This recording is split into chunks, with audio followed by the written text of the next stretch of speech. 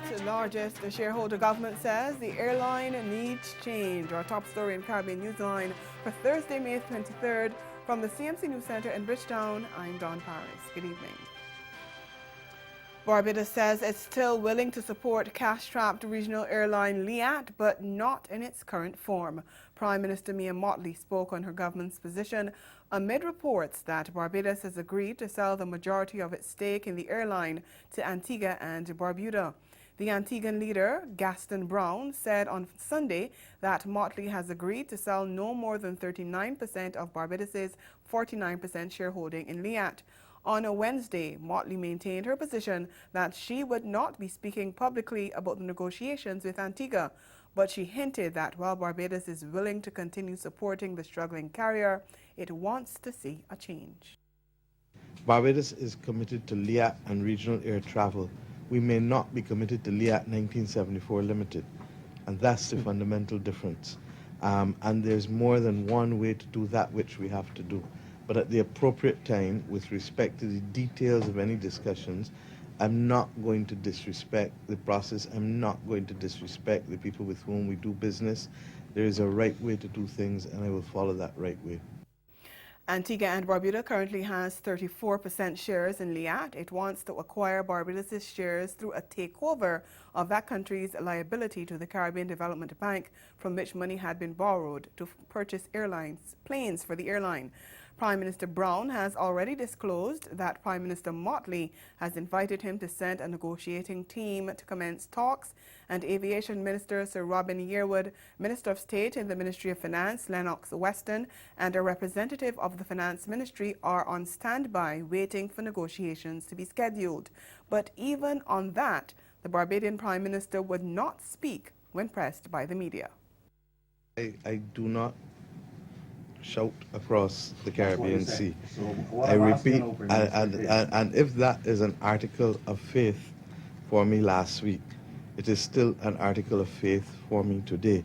I give you the assurance and the people of Barbados that when the Cabinet has reviewed and is in a position to be able to do so, that I will speak in the place to which we have become accustomed to speaking, which is the Parliament of Barbados.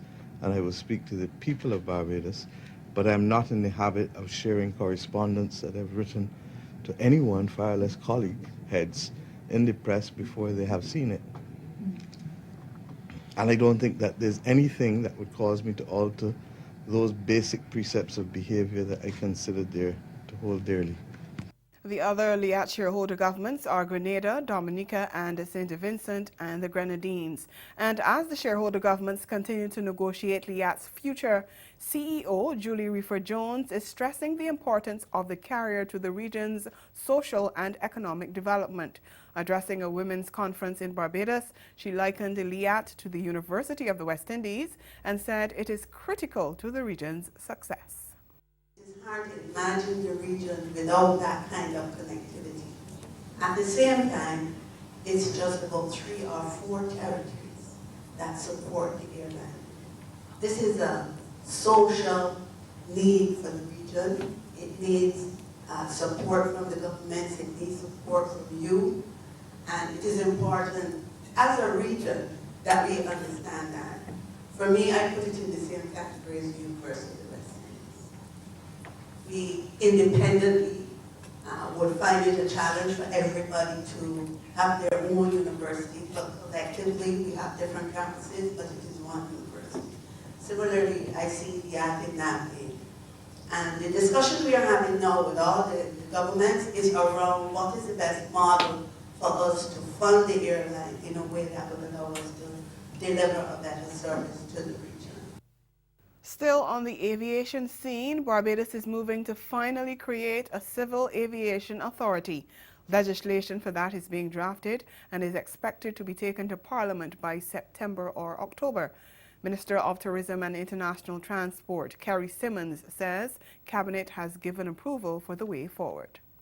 We are working now on the legislation for the creation of a civil aviation authority in Barbados, and that will put us alongside of the Eastern Caribbean and Guyana and Trinidad and Tobago as being able to have our own standing authority, and that critically puts us in a position then for us to be able to say that aircraft carrying Barbados's flag would be, or registered in Barbados, would be able to land in the United States of America. And that is really one of the critical. Venezuelans fleeing political unrest at home have been warned that they will be deported if they attempt to enter Trinidad and Tobago illegally. Prime Minister Dr. Keith Rowley made his government's position clear at the weekly post-cabinet briefing on Thursday. He told reporters that while Port of Spain initially welcomed refugees from Caracas, his government must protect the country's borders from criminals. By keeping our doors open as wide as we had before, we are not naive. The criminal element saw opportunities. And if we don't manage our borders and keep our door sufficiently ajar to manage the flow through, then this new business of people choosing to enter the country other than the designated places to enter will overwhelm us. And that is why we are patrolling our borders, and the policy we're pursuing, and we want all to know this. If you do not come into our country through a proper port of entry, which remains open, but we are controlling the flow. If you come through other areas, you start by breaking the law, and if you are here illegally, we will deport you. Rowley said he plans to meet with the National Security Council on Friday morning to discuss the new policy. Prime Minister Rowley also had this warning for those who engage in human trafficking. And those who are trading in that business of human trafficking will find no aid and succor in Trinidad and Tobago. And if we identify you, you'll be prosecuted. And those who choose not to go through the ports of entry, you are here illegally, and if you engage in criminal conduct of any kind, we will deport you because you are a guest, and we are now struggling with our own situations and yours.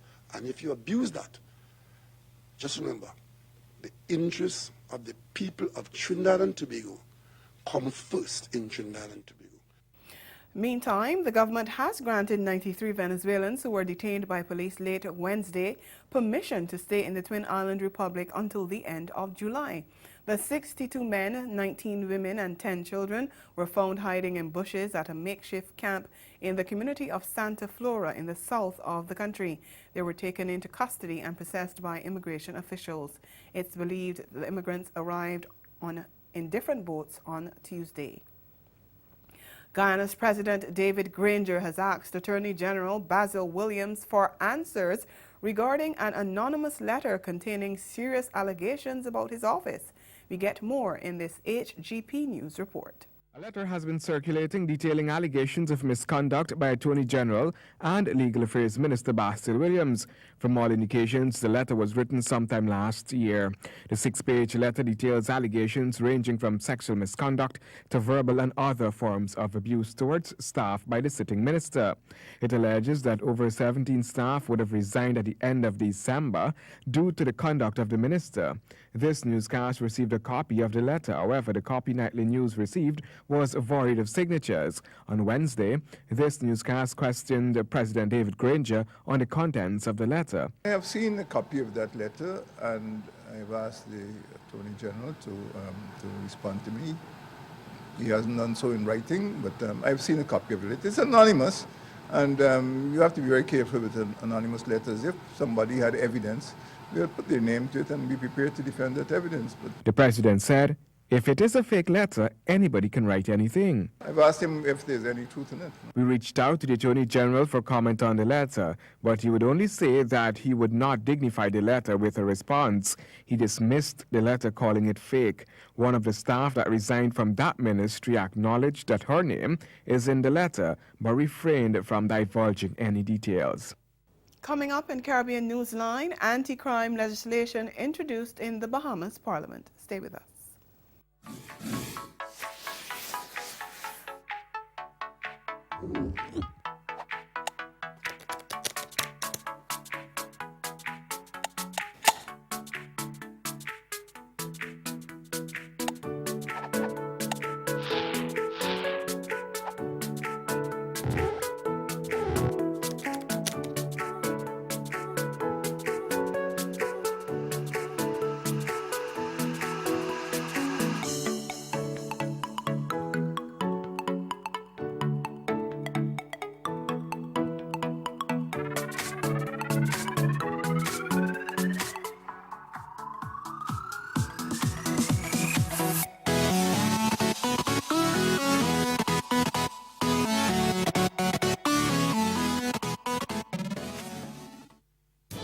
debt is 184 trillion US dollars. That's about 86,000 US dollars per person.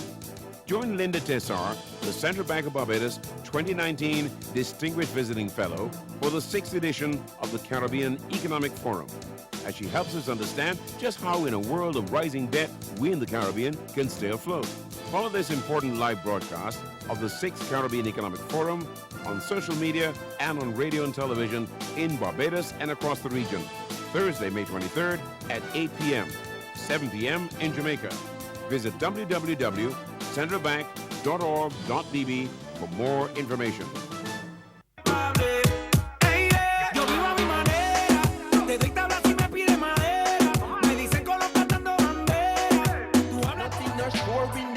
Realize that. So if you is a real one and a sight that, I go make you know as I should. Now wait till you gone, just the royal, the lion. Pase lo que pase, no te voy a llamar. Ya yo me quité, tú nunca me vas a amar.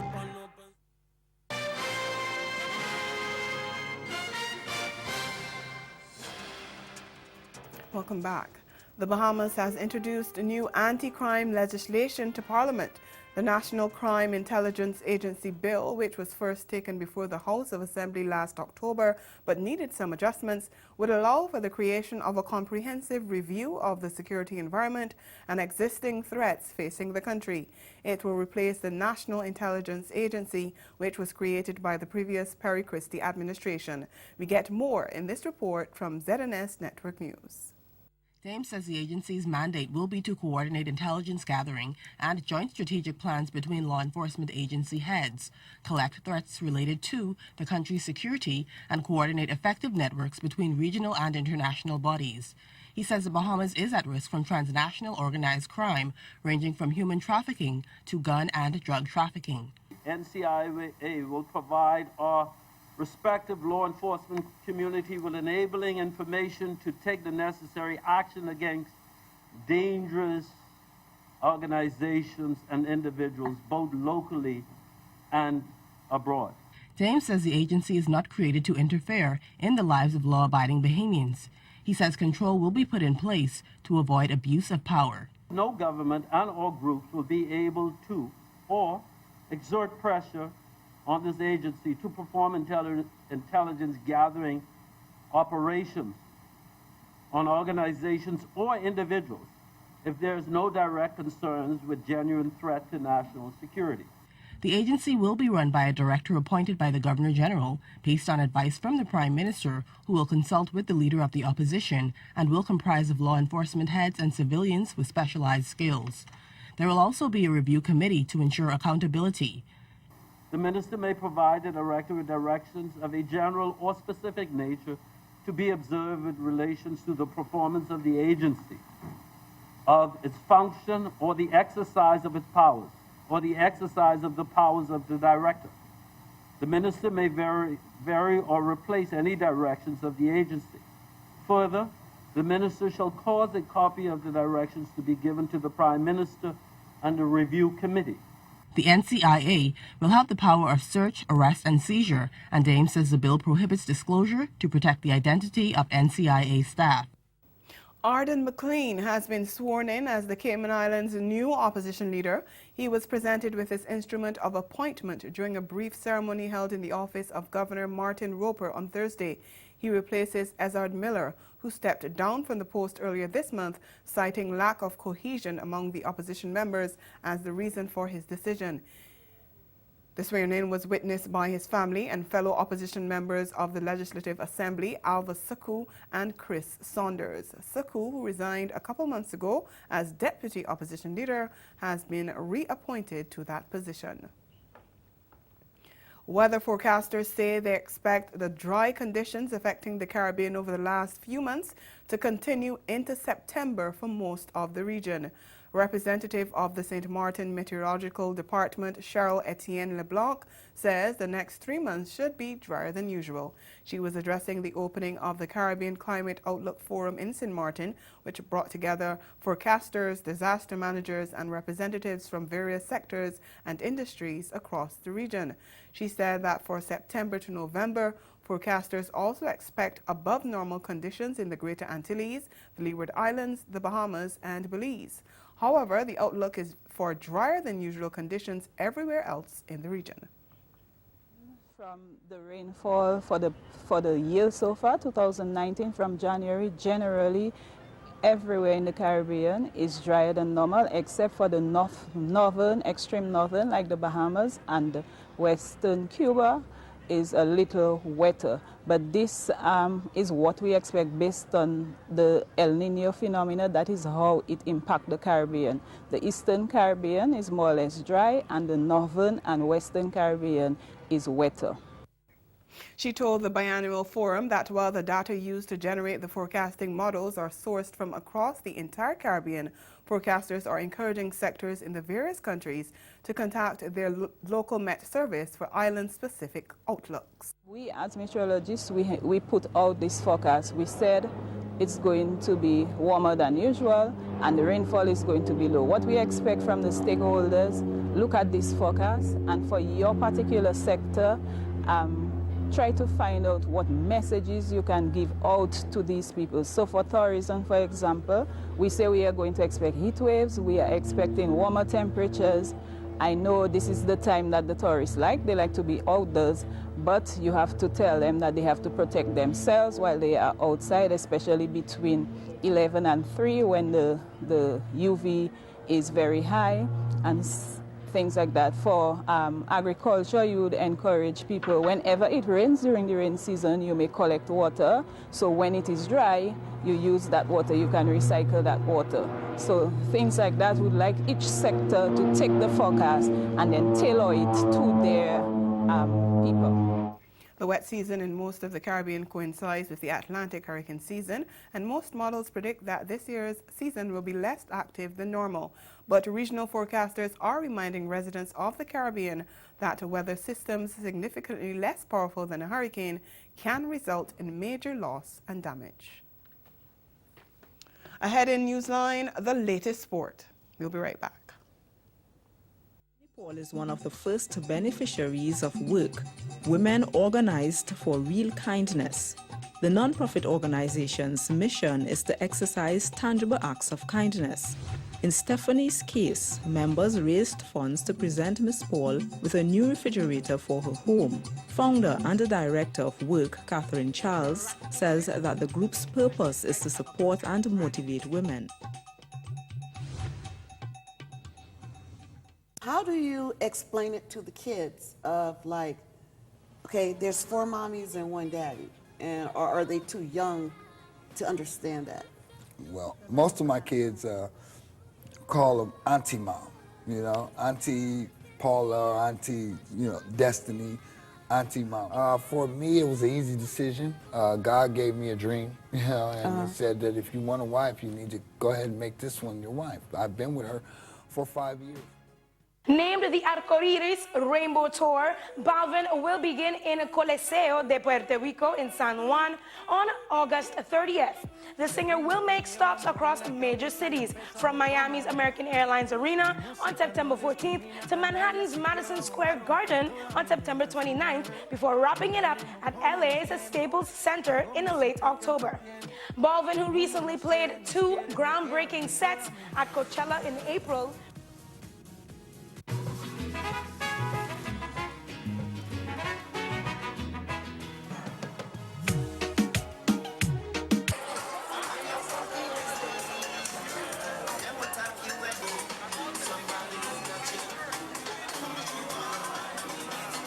It was fun, ended prematurely, but it's fine. It was really good. It was a really good vibe. I got here from about 4-ish.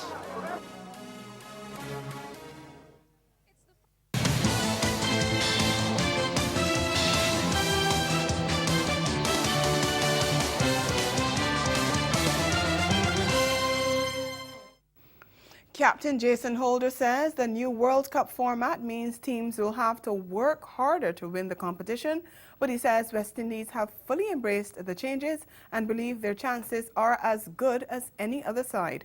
For the first time in nearly 3 decades, each of the 10 teams will play each other in a round-robin preliminary round format, with the 4 top teams qualifying for the semi-finals. Holder was speaking at a Captain's Media Day organized by the International Cricket Council on Thursday. Previously, you would come in a World Cup and you play 5-6 games in the preliminary stage, and I guess if you make it through to the knockouts, then you have a few more. But I guess it's a good spectacle now to having playing all these sides in the World Cup. You know, you work hard for World Cup, and now with the qualifiers being brought into the fold, now you qualifying, so there's top 10 teams into it. So you would want to play all the teams and give yourself a fair shot at winning the World Cup. And I guess anybody who's lifting the World Cup at the end of it, you know, would be well deserving of it.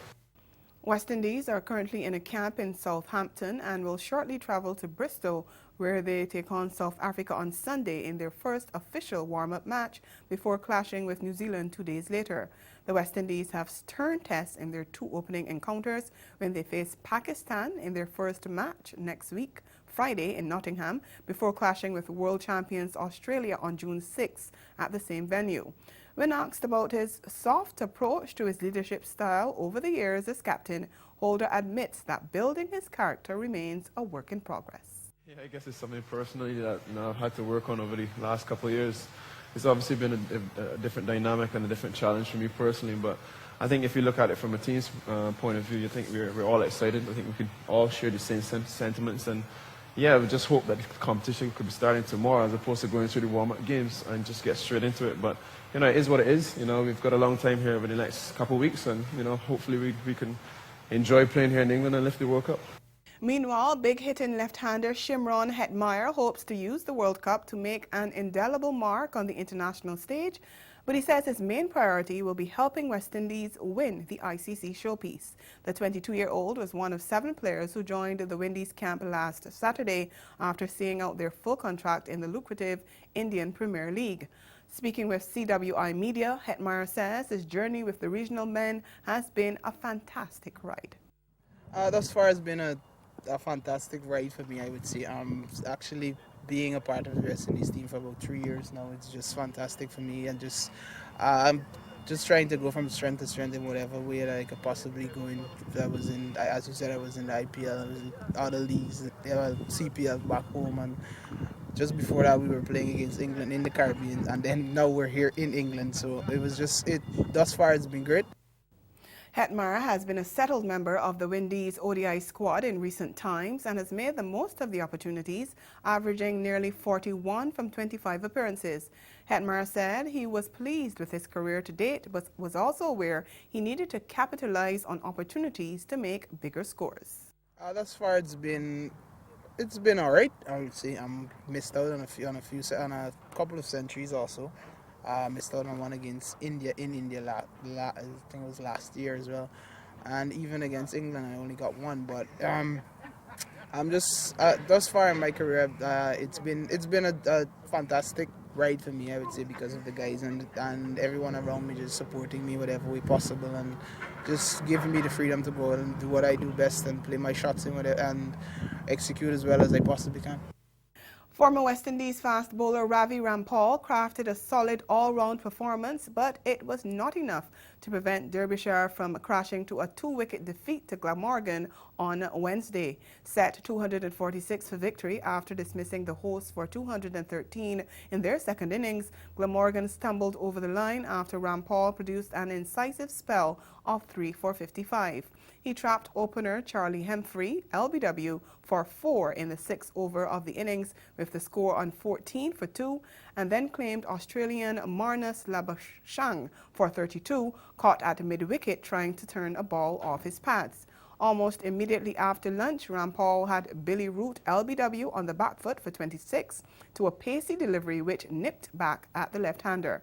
Rampal ended the contest with 8 wickets following his 5-wicket haul in Glamorgan's first innings.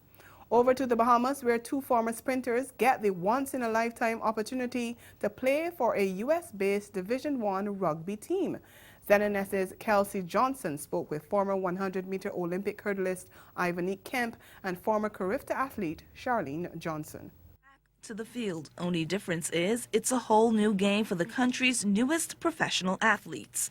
Ivany Kemp hung up her sprints after the 2012 Olympic Games, while Carlene Johnson was one of the up-and-coming sprinters for the Bahamas, having competed on the junior level at the Carifta and Junior CAC Games. The two young ladies were selected to play with the DC Furies, a professional team based in Washington, D.C. I've been doing track and field since 2007 and wanted something different.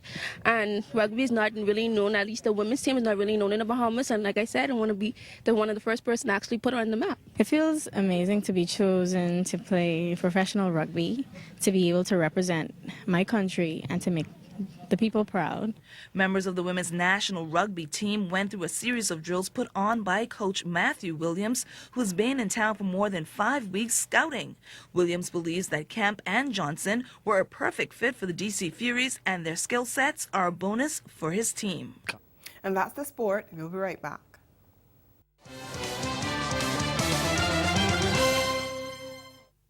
The world's debt is 184 trillion US dollars. That's about 86,000 US dollars per person. Join Linda Tessar, the Central Bank of Barbados 2019 Distinguished Visiting Fellow for the 6th edition of the Caribbean Economic Forum, as she helps us understand just how in a world of rising debt, we in the Caribbean can stay afloat. Follow this important live broadcast of the 6th Caribbean Economic Forum on social media and on radio and television in Barbados and across the region. Thursday, May 23rd at 8 p.m., 7 p.m. in Jamaica. Visit www.centralbank.org.bb for more information.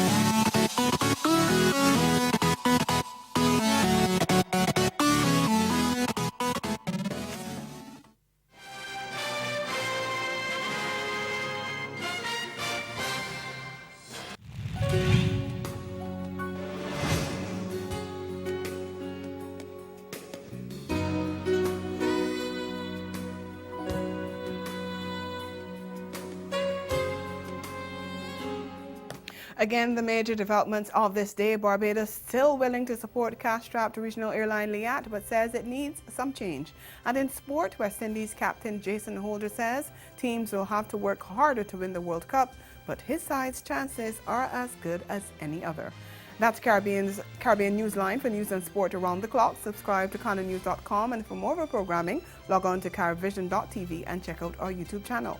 We'll be back here again tomorrow, but from all of us at CMC News, thank you for watching and have yourselves a good night.